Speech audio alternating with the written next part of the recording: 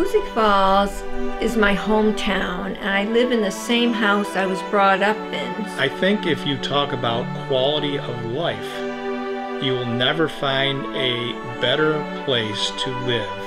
When I came to Hoosick Falls, I was about 13 years old. I've got to tell you, when I came over that curved bridge, I really thought it was a magical environment right from the get-go. There's an instant love for this community.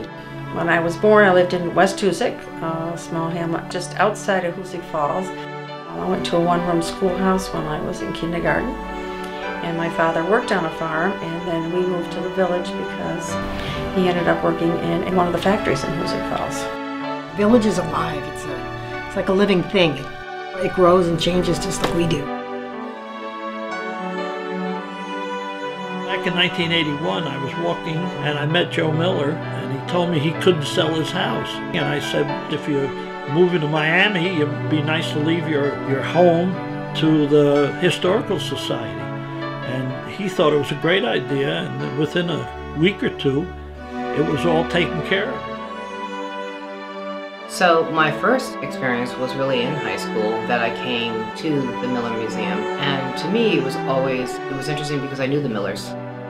It was an amazing family who gave this amazing gift of community back to the community. The museum offers a place where Hoosick Falls can look at Hoosick Falls in the past, look at Hoosick Falls in the present, and have conversations about where Hoosick Falls wants to go in the future. The Miller Museum is actually a lot of things. It's a lot of information. It's a lot of Hoosick history. It's a lot of family history. It's a central collecting point for the community history. It's a lot of exhibits that are interesting, that are fun to look at. Maybe my favorite room is it's not even a display room, it's the room with the archives in it, with all the histories and the information, and the people that I meet here and the stories that they tell.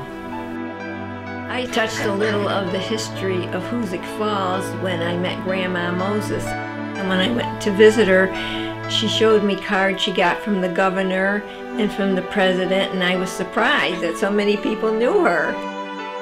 Some famous people have been here, other than Grandma Moses, was the Everly Brothers, and also Harriet Hochter, who was a ballet dancer. Yeah, that was a long time ago, but to think that people that were known around the world actually lived here. Yeah. So if you asked me today what my favorite exhibit is here, it certainly would be the military room that's available. They have several of the different type uniforms that are here. They also have some very unique original pictures. There was awful tragedy here in town. Total of 20 Town of Hoosick soldiers were killed in the same engagement in 1918. Seeing the original picture of them all being here just before they shipped out, it's touching to me.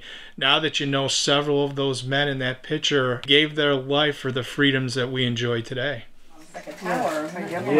Today at the museum, when we were going through some archives, I came across an old playbill for an opera house that is in a building that I am currently working on with a group called Civicure. Finding that archive was really key in making the connection for me between the past and the future of Hoosick Falls and buildings in Hoosick Falls.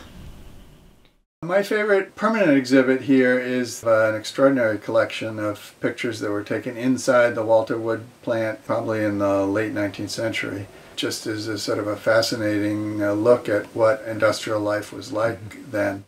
When I think about the Walter A. Wood Company and all the people employed, I realize how important that was here in Hoosick Falls. We have that past. We have that to be proud of. I guess the museum is a source for looking back at all that and remembering or teaching people about it, so as we don't forget that.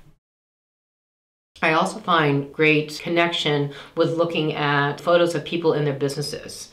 You know, the smiles, the innovation, how hard they looked, the pride that they took in their enterprise, and the risks that they were taking. You know, we are a community, we are a country of innovators, that's what started us, and I think it's completely reflected here in a lot of those photographs.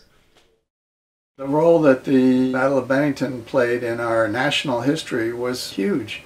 That's a battle that should be called the Battle of Wallomsac, by the way. Because the battle was fought in Wallomsac, New York, not in Bennington. Bennington was smarter than Hoosick Falls because they took advantage of that.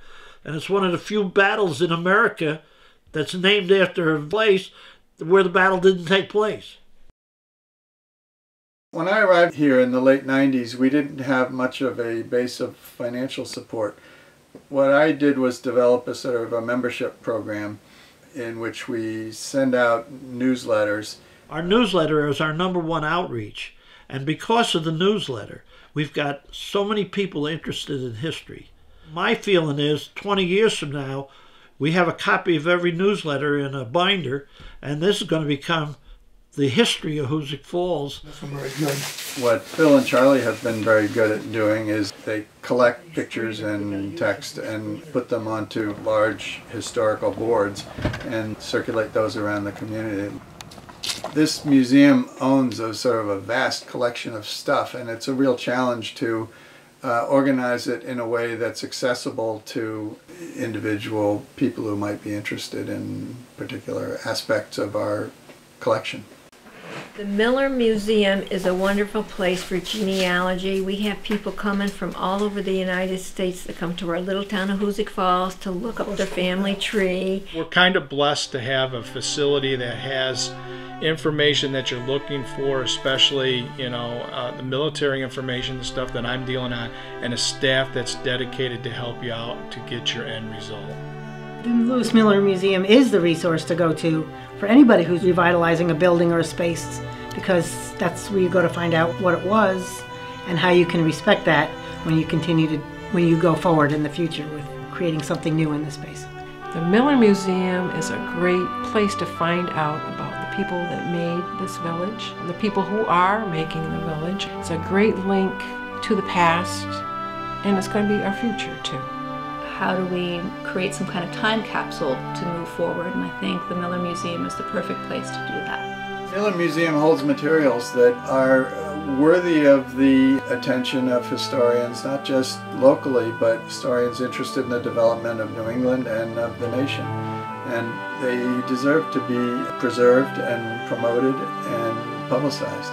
As we develop more friends and more people who are willing to help us, we get to a point where we can really do bigger things, and that's what I expect to see in the future.